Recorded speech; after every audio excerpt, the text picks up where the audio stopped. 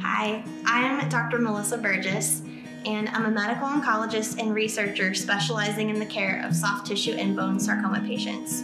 I have been training and practicing oncology here at the Hillman Cancer Center since 2012. I'm Michael Ventresca. I'm 37 years old, and I have had alveolar soft part sarcoma for 8 years. My story starts in 2013. I was working at a restaurant around my hometown, and I'd fallen a few times, and a pain began to come about in my left lower back area. After a while, it became a little disabling, so that led me to going to see a doctor who at first thought it may be a blood clot. After 2 weeks, nothing had dissipated, so she directed me to then get an MRI, which led me to Dr. McGow in getting a biopsy. Dr. McGow called me approximately a week later, and he informed me that I had alveolar soft part sarcoma and that we would be scheduling a surgery to extract the tumor. And in the meantime, I should get some scans to make sure that it hadn't metastasized to other vulnerable spots in my body, including the lungs and the brain.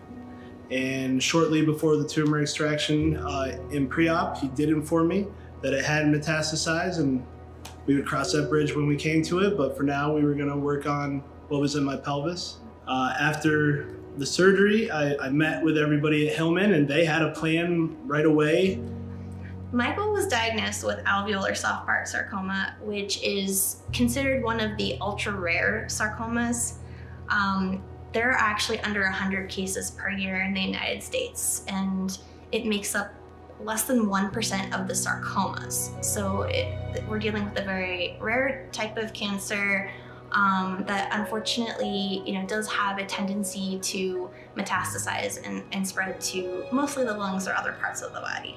Michael enrolled on a clinical trial that focused on his immune system. There have been clinical trials, including the one that Michael participated in, that have shown, very promising activity in the tumor cells. We also know that there are many things that we still need to learn. One of the major challenges, obviously, of oncology is understanding why a treatment works and why a treatment doesn't work. Patients like Michael, Michael and so many others, it's really important to have that participation in clinical trials so we can advance the science forward for our patients and find new treatments, especially for something that's so rare that it doesn't have a lot of treatments available. Eventually, we got to the point where it just wasn't having any further positive effects, and in the clinical trial, that means you have to stop that and throw the next noodle at the wall and see if it sticks. Your femur breaking really stands out in your whole story because that was a big, life-changing moment, pretty much, right? Yeah. I was supposed to be in a friend of mine's wedding, and so I put off a surgery to put a titanium rod in my leg so it wouldn't break. And I remember Dr. McGow said, "Don't do anything dumb. If it breaks, this is gonna be a lot worse." And I said, why would I do anything dumb? So I went to a bachelor party at PNC Park, and after the game, I was leaving. I was crossing General Robinson Way outside of PNC Park. I stepped into the street and I noticed an oncoming vehicle, and I took one step back to get on the curb. My femur, it snapped. I grabbed onto a nearby tree and kind of fell onto the ground gently and slowly, and just laid there until they took me to Allegheny General, and they did some trauma scans, and in that moment they discovered that the cancer had metastasized into my brain in 2 spots, in the brain and on the skull.